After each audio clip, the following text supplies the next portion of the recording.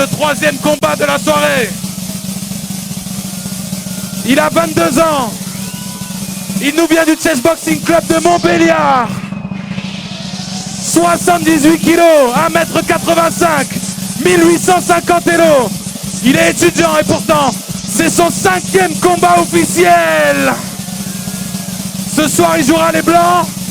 Du bruit pour Xhemshid Vogliqi.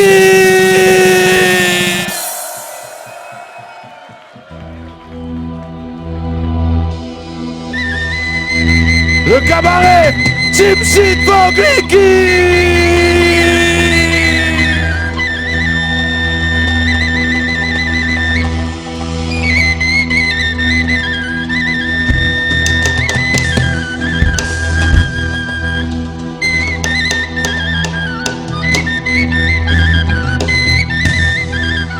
Xhemshid Vogliqi. Ok.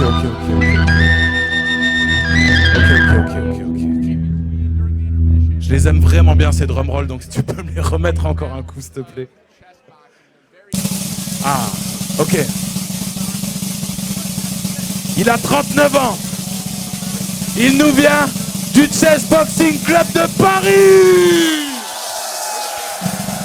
79 kilos, 1m91, 1878 kilos. Il est ingénieur en maths appliquées. C'est son 2e combat officiel et c'est son tout premier à la maison. Il jouera les noirs ce soir. Du bruit pour Team Arby.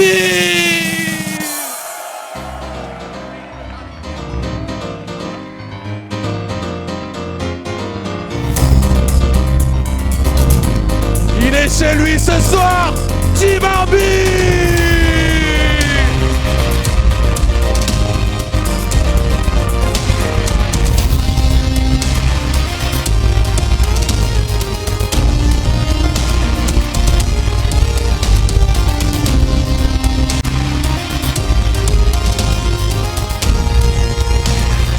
Le cabaret sauvage, Team Arby.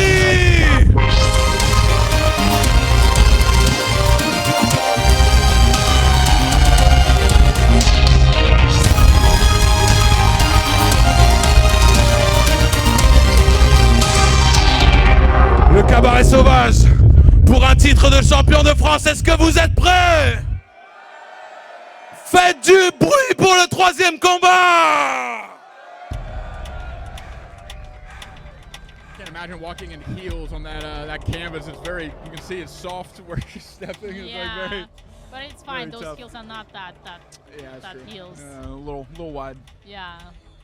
All right, the headphones are going in. We have music playing in the headphones. Sometimes it's ambient sound like the beach or like rain. Sometimes it's like death metal music. It changes, but it's always the same for both competitors, so they're on equal playing field. And then on top of the headphones, they have noise-canceling headphones that block out any kind of noise that can come in through the music. So here we have the first chess round about to get underway. Again, Tim with the white pieces is in the red corner, and Jim with the black pieces in the blue corner. We are fast underway, moving very quickly. E4 opening and mirror. No, Scotch. It was started with a Patrov, but now it's Scotch. And D6. Okay, it's Philidor. It must be Philidor with D4 after. No, D3. Ooh, very silent approach. Very, very slow in a way, but also calm. Solid. Solid is the right way. E4 is generally a more aggressive opening, but this is a slower, maybe more endgame focused kind of way to play E4. Yeah. That's definitely a slower way, more solid. But okay, it's maybe it's just a style. It depends. Some players do not like when white is taking things step by step. When white is not rushing into the aggression. Yeah, so far it looks pretty evenly matched. How do you think development is progressing so far? Oh, a4, a5, knight c5. Okay, okay. Well, there is no theory here. They're just making the how they say Off the book. Yeah, they're off the book, but they're creating. They're creating. That's the right way. I love to watch that kind of chess, and it does look like White has more pieces developed than Black. That Black bishop, the light square bishop, still not making a move yet. Yeah. Okay. I like that they're taking time, you know, they're taking things really step by step. They're not in the rush. And no pieces being taken yet, you know, really focusing on development, Okay. focusing on getting every piece in play. Now an option to exchange the light square bishops, it's generally not in White's advantage to trade off a light square bishop, especially this early on, right? Yeah, absolutely. Bishop e6 trading of White's bishops and And there it knight was, e6. and I he did like it. knight e6, yeah. Okay, I think here the player who gets the advantage is actually the player who pushes the pawn in the center first. Bishop takes f6 and bishop takes f6. You know what? One thing about this move I do not like is that in the future bishops can actually be better than knights if the position gets open. But for now the position is closed, so it's not. We're not near that. And why is that? Why do bishops benefit you in the endgame? I think endgame, yeah, because the more open position gets, the faster bishop can get from one side to another side of the board. While knight, you know, knight really needs to jump. Oh, you see c6, c3, and now if Black manages to push d5 first, they're gonna take the advantage. So he's waiting for White to push. He's reinforcing that d4 square. Yeah. Well, queen d6 is a good move because it attacks the b2 pawn, so it's all fine. It's all okay. And Queen he has a c2. diagonal pointing at the White king right through Yeah, that. you know, I'm really impressed how both of them are actually playing really slowly, step by step, because they want to see each other. They want to get each other to know better at first. Oh, knight f4, I So like that. Great, Yay. great position to leave off on. Pretty equal position going into the first boxing round. Is there anything, you know, with that last look at the chessboard, is there anything to look for in the next chess round that you see that comes to mind? One thing that does come to my mind is that they might not know each other as players, so they really try to like they don't want to show all their cards. Yeah, they really want to be careful and see each other weaknesses first, and then to find out there's this strategy. This is what they are doing right now, and I think a lot of things will be revealing once they start boxing. I'm sure, like after the first round of the boxing, their chess game will go completely different style, different direction. It'll start to open up for sure. Yeah. So I'm really excited to see how these two match up. Just at first glance, it looks like the taller fighter is Xhem in the blue corner. So he'll probably look to have a little bit more distance, a little bit more range, and be working the outside of the ring, while Tim may be more aggressive and coming inside, try to get inside that range, just like we were talking about in the last boxing match with Martin and with Vito. Yeah, I'm very surprised on how you emphasize all the time the height, yeah, of each fighter. How important it is to actually be higher. You say, yeah. Yeah, having more height and more reach. It's height, generally yeah. an advantage, but it can be used against you too. Yeah. Just like in chess, you know. I was so sure that it was all about technique before. Yeah, well, both nature and nurture play a part. So gloves have been touched. The first boxing round is underway. And in quick correction, the last match was Martin versus Kamel, not Martin versus Vito. My mistake. So here we go. A nice jab slips through the guard of Xhem. Big shots being thrown early. Maybe a little bit of an adrenaline dump. Sometimes you've been training all day, or you've been training for weeks, and then you've been warming up all day. You can get pretty excited when you first come out. It does look like the shots from Tim are leaving some openings that Xhem is finding pretty early on. He's also Xhem is kind of leaving his chin out there. I don't think it's from a lack of experience. I think it's to bait some shots so that he can counter. It seems to me like Xhem is a little bit more of a counter puncher, a little bit more calculated. He's really only throwing shots after Tim throws his first shot. So right there, okay, he saw a jab come in. There we go. We saw a counter hook. 2 jabs coming in from Tim, the second one landing. And the double jab is actually a really, really effective tool for boxers of all levels. The first jab generally elicits a reaction. The second jab generally finds a hole that the first reaction does. Wow, big shot lands, and Tim immediately kind of tightens up and defends himself. Looks like he was a bit stunned, and the ref is stepping in to give him a standing 8 count to prepare. Generally when this happens, the boxer that lands the stoppage goes to a neutral corner, which Xhem is right above us here in this white corner. And Tim is right back in action with a high guard. It looks like he's still maybe feeling the effects of that last strong shot. Xhem looking to open up the guard with strong jabs right down the middle. Now, in between rounds, I also learned, or in between fights, I also learned that these two have fought before. And so this is a rematch of a fight that's already happened between these two Frenchmen. And we'll see if, because they know their styles, if they brought different kind of strategies than the last time they fought. We're seeing a little bit of a slower pace, and that's reminiscent of an adrenaline dump at the beginning, going out, going crazy, throwing big shots, and then afterwards feeling the heat, feeling the fatigue a little bit after all that. So Tim doing well with that high guard to keep a guard, and coming to fight back. Another flurry coming. Big shots land from Xhem. And a little separation, but no count. I don't think that counts as a stoppage because there was not a count. They were just breaking up the action. We are coming to the end of this first boxing round. Xhem is still coming forward, still being really aggressive, while Tim is trying to circle, stay outside, and stay behind his jab. We just heard 10 seconds left. That knock in the corner means 10 more seconds. That means Xhem is going as wild as he can, throwing shot after shot, and Tim lands a nice counter punch right before the end of the round. That was very wild. Way more wild than the both previous matches we saw. That was a great back and forth. Now, I do think Tim got the advantage there with getting that stoppage. I would give him what's called a 10-9 round. Are you familiar with how boxing is scored? Should I be honest? Of course, yeah, be honest. Absolutely not. Okay, so the way boxing is scored is out of 10 points. The winner will always get 10 points. Okay. And whoever doesn't win the round gets 9 or fewer. And depending on what happens in the round, depends on how much less than 10 points that the loser of the round gets. So generally it's a 10-9 round unless something extraordinary happens. Something extraordinary could be a knockdown or a stoppage like what we saw.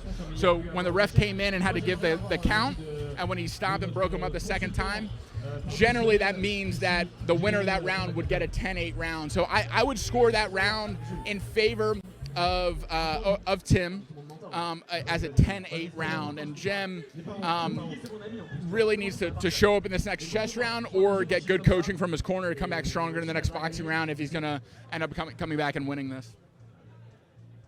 That makes total sense. And we're back to the chessboard. We see the knight on f4. That was the last move played by black. And let's go. There we go. The bell is rung. The chess round is underway. The last move was knight f4. And Xhem responds with a similar move, moving the same side knight right to the other side of that f pawn. So we're at knight f5, knight f4, and now we push d5. What do you think is going to happen in the middle here? What do you think is going to happen with this exchange? This is exactly what I said. Remember, whenever the first player pushes the d pawn, he gets the advantage, and now we see that black did it. Also, I think that knight f5 was actually in a way trying to copy each other, like white saw that black was putting the knight on the nf, and realized it was strong. It is actually strong. In fact, if you want to know, these two squares, f4 and f5, are the strongest for knights, as well as c4 and c5. So really nice outpost there with the pawn defending the power piece, the knight in this case. And speaking of outpost, a quick plug. If you are into chess and you want to be found by a coach, if you want to sign up for tournaments, you can create a profile on outpostchess.com. Outpostchess.com, you can upload your CV, you can connect with chess coaches, tournament organizers, and both the chess boxing world and the chess world are onboarding onto Outpost. So if you haven't created a profile yet, outpostchess.com, you can come hang out. So we'll get back to the chess action here. I love the French because I love how much drama they bring, even to the camera angles, the lighting, everything is spot on here. I love to see it. But okay, we've seen some action on the board here. The e pawn is officially gone. Yes, and this is what I was saying. So black is better here because black has 2 pawns in the center. You see these amazing pawns on d5 and e5. Well, white doesn't have any pawn in the center. The only thing that white has in the field of the opponent is the knight on f5. It is strong, I agree. But you see the position gets more and more open. This is exactly what I was saying just before. Whenever the position gets open, the bishop becomes way better than the knight, and you can see it right here. So it's interesting that that Xhem with the white pieces won the boxing round pretty substantially, but I would say Tim has the advantage, at least positionally, on the board. So would you say that Dark, the black pieces, have the advantage on positionally on the board right now? Yeah, that's exactly what I was saying. Okay, right now, like you can see that black controls way more squares because of those pawns, because pawns really need to be in the center. This is like the first rule. We played e4, move number 1 to get the center. And Raul, this is what is happening right now. Black has the center. You can see that. Oh, I really love this h5 move, pushing the knight away. And knight, you can see, is the strongest piece. Okay, you will tell me, wait, hold on. White managed to exchange the knight against the bishop, but still, look at those pawns. d5, e5. They are the key of the position, and they are the reason black is here way better. And he was also able to retake the piece with the queen, getting the queen closer to a pretty weak king. The white king is less defended than the black king.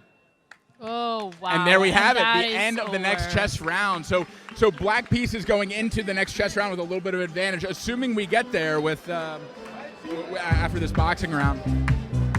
And there we go, back to boxing. Back to boxing we go. So another pretty even, but black with a slight advantage in the chess round, and our chess boxers are getting strapped up, getting their gloves in, their mouthpieces in, ready to get back to beating each other up a little bit. And one of the things I love about this sport is the state change management, how people have to prepare for one activity to be calm, noticing patterns, thinking moves ahead, and how the other activity is completely opposite. You want to be psyched up, you want to be zoned in a flow state, ready to box. Absolutely. I'll be honest with you, I've never seen such a big audience at the chess tournaments before. I'm very impressed. No, seriously, I'm honest here. I'm like the professional chess player, woman grandmaster. I have to say thank you so much, Chessboxing. Thank you so much, boxing, for giving us spice into chess. Love it. Yeah, so the crowd here is electric. I think the bar helps with that. And we have a packed house tonight. You don't see any open space in the room. So okay. Kudos to Guy and his team for bringing a lot of people out to support these chess boxers. And we're back to the action. Two French fighters. Oh, it's a strong jab landed by Tim. Wow. Oh, a big overhand right. Two overhand rights. A third. Wow, and a little bit of caution from the referee, landing the shots with the outside of his fist, maybe a little bit of his forearm. Not allowed, but also not a penalty, just a little bit of a warning. So Xhem keeping his guard high again, already getting hit with a big right hand.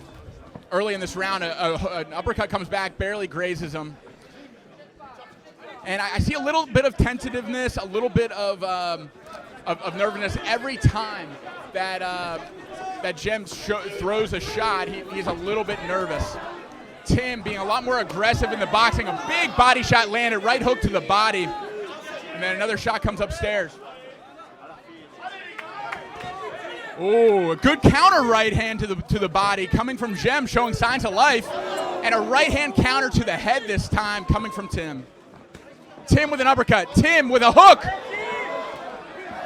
And a counter coming right back with Xhem. Xhem not backing down. Jabs exchange in the center of the ring. Both fighters using space well. A grazing blow comes off the forehead of Xhem. Yeah, really good back and forth. Very equally matched. I would say Tim having a slight advantage, landing more power shots. But Xhem is not backing down. Tim is landing a lot of shots, and Xhem is still in it.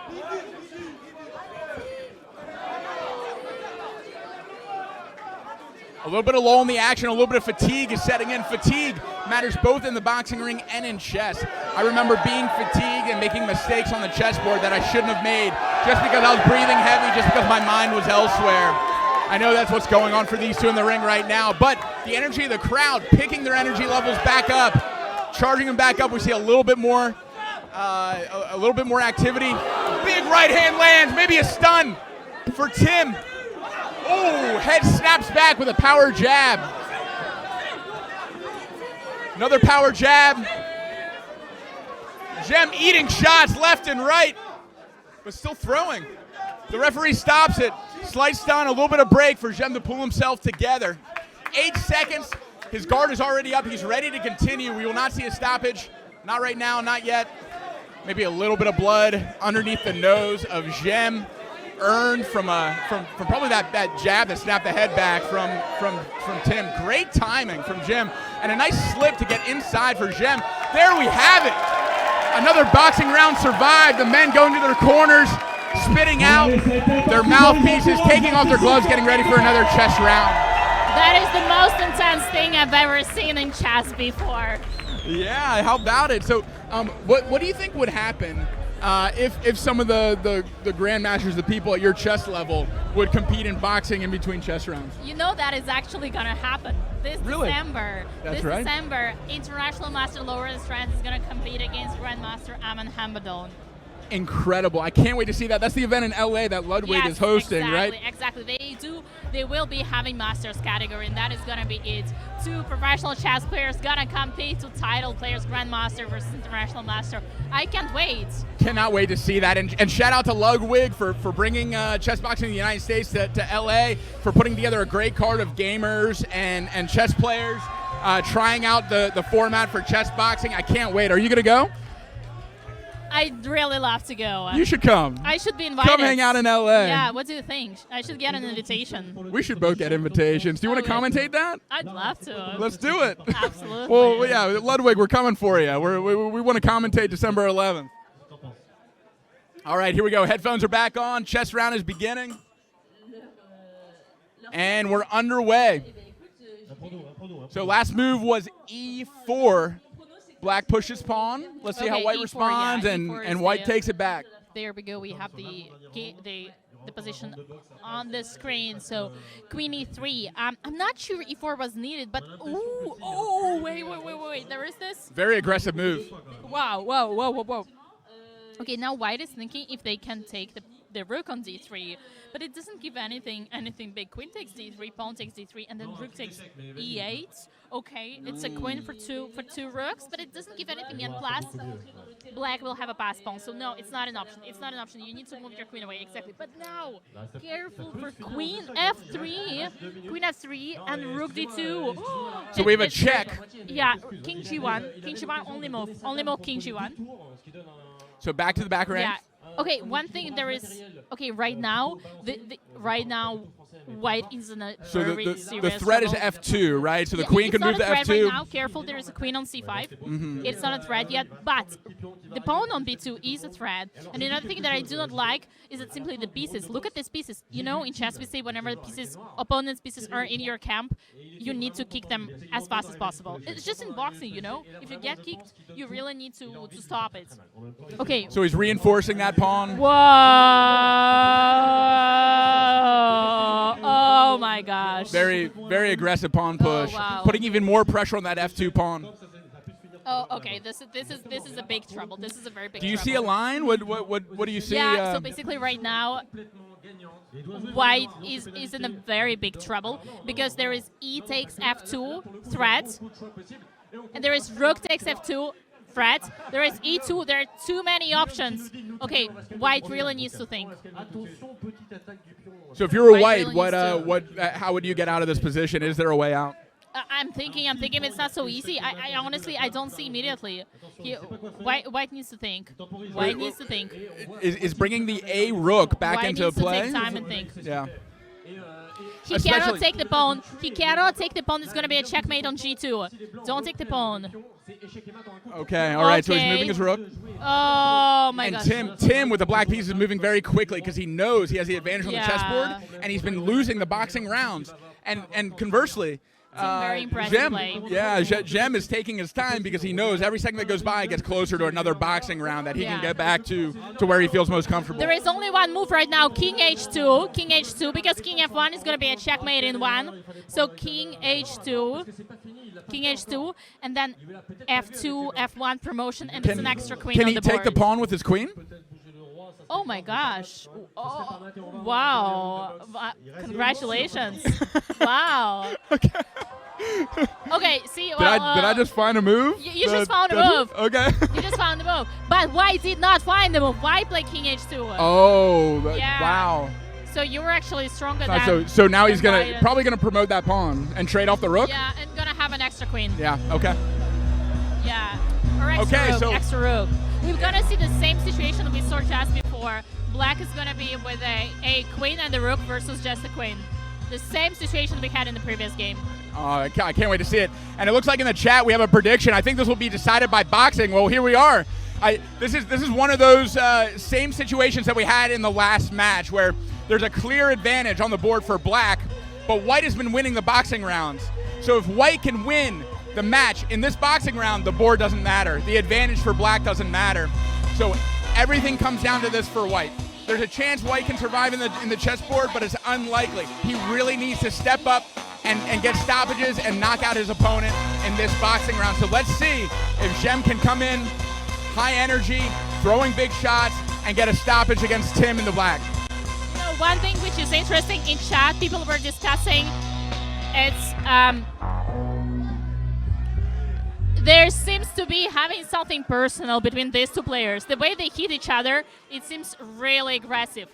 Really aggressive. What do you think about this? Yeah, I mean, they are going for the win. And in the same way that you're aggressive on the board, you take pieces, you work towards checkmate, it's the same in boxing. You're using your pieces, your punches to have combinations, make your punches work together just like you make your pieces work together in chess, and to try to checkmate your opponent, knock out your opponent. They're very similar expressions. One is with mind, one is with body. So here we go, already underway. Already you can see a little bit more fatigue. And it looks like, wow, Black not just being defensive, throwing a big 1-2 and landing with that right hand. Oh, exchange jabs. I think White got the better of that exchange. Another a missed uppercut. Tim is keeping his guard high. He's playing really defensive. He knows he has the advantage on the board, so he's staying all covered up like a turtle in his shell. And it's basically the last moment, the last chance for White, exactly. Yeah. So Xhem and White, this is his last chance. But so far, he hasn't landed any big shots. Actually, I think this might be the best that Tim has looked in a boxing round so far. And I'm kind of surprised because it looks like that Xhem has a little bit more energy, and he knows that he needs a knockout in order to win this. So I'm surprised he's not being more aggressive and landing some bigger shots. It looks like he's looking, he's gaining, he's waiting for him to come in. I'm also, really good high-level boxing we just saw, where he used his jab hand to pull the guard away and then threw a power shot right behind it. We have our first stoppage of the round. We have an 8 count. Tim has 8 seconds to pull himself together and continue the boxing round. Xhem has his hands over his head. He's breathing very heavy. He's expending a lot of energy trying to knock out Tim right now. But he's right back to it with another flurry. A quick stoppage from the ref to warn. I think Xhem was using the inside of his glove again. A big uppercut lands. And a big right hand. We're watching elbows, we're watching forearms. The ref's on top of fighter safety tonight. We really appreciate that.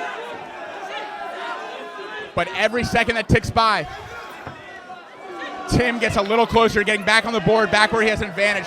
Tim needs to be very, very careful right now. He is fighting with his right hand down. He is wide open for a counter with the left hook.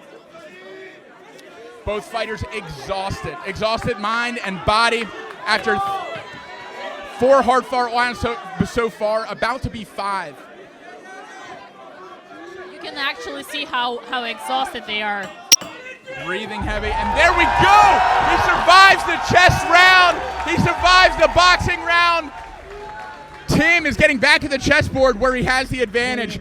Do you think that 3 minutes is enough time for Black to end here? It's definitely enough. Once again, one thing I do want to see is how fast is the player who is in a very dangerous position gonna play, because he really needs to slow down. He needs to slow down, and it's still a moment to it's still more or less correct. Let's put it this way, to slow down. And he needs to use this is the only strategy I can see. White needs to be thinking objectively lost. very carefully about every move. I completely agree. And even strategically, maybe drawing out some of his moves to be able to get another boxing round. Although, with how Tim showed up in that last round, I think we saw the best boxing round for Tim. Like he did have one standing 8 count, but it was not as lopsided as previous boxing rounds. So he showed really well. He's definitely lost every boxing round, but he's in good shape. His fitness is there, and he has 3 minutes to try to checkmate his opponent. There's the bell. We are underway, and Tim not wasting any time, going ahead and moving his rook to the back rank. Let's go. Oh, And whoa. What do you see? Rook E1.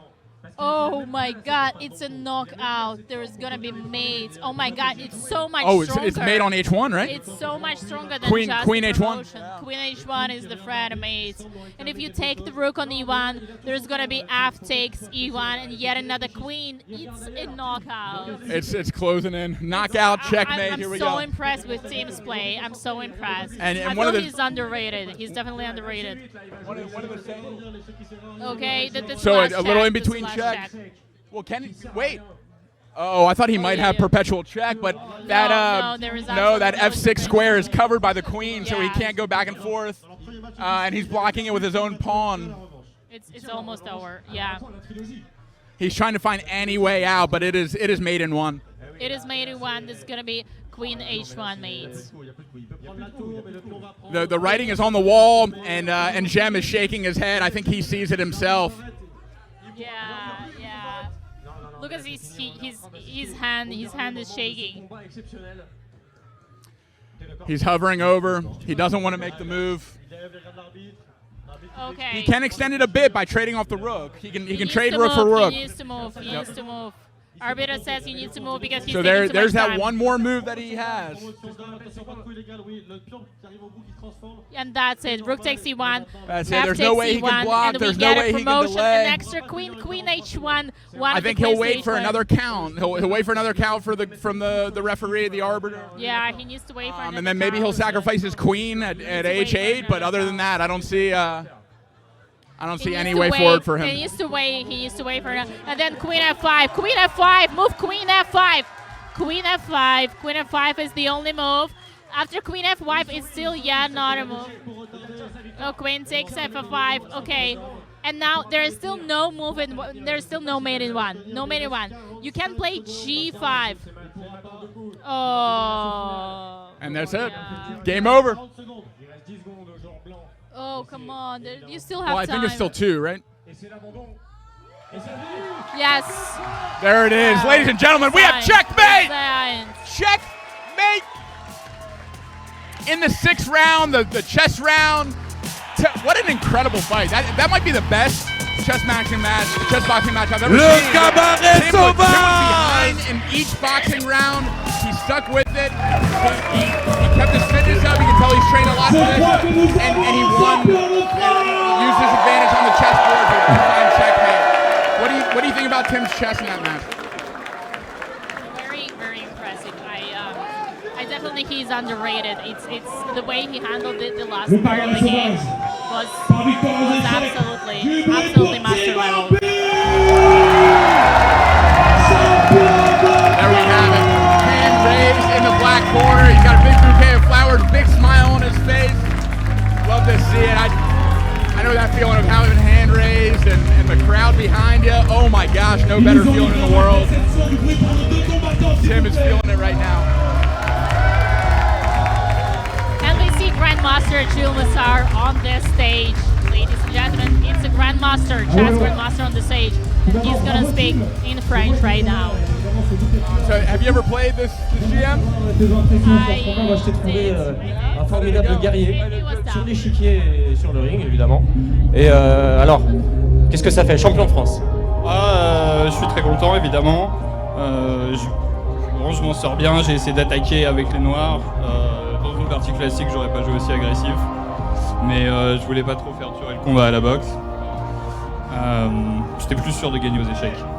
Ah bah ça c'est ce qu'on a senti. Moi je pense que tu dois remercier tes 2 fans. J'en ai vu au moins 2. Alors moi j'étais aussi très fan évidemment. Mais elles ont crié. Elles n'ont plus de voix les pauvres. Elles n'ont plus de voix. Ah c'est un bon... Pardon, excuse-moi. Je voulais pas blesser. Et bravo, bravo. Je remercie en général tous ceux qui sont venus pour m'encourager. Voilà. Et aussi les membres de mon club Chessboxing Paris. Et tous ceux qui ont organisé cette soirée. Voilà. Est-ce que tu remercies le fleuriste? Ouais, mais bon, dans la liste, il n'est pas dans le haut. Ok, bah... remercie-le quand même. Hein. Bah oui, parce que le pauvre fleuriste, qu'on a quand même... Enfin, c'est quand même les plus belles fleurs de Paris. Hein. Bon, ouais, très bien. Ok, mesdames et messieurs, le cabaret sauvage, encore du bruit pour Team Arby, notre nouveau champion de France dans la catégorie Master. To make that happen and keep going to the Chessboxing Paris meetups. If anyone is in Paris and wants to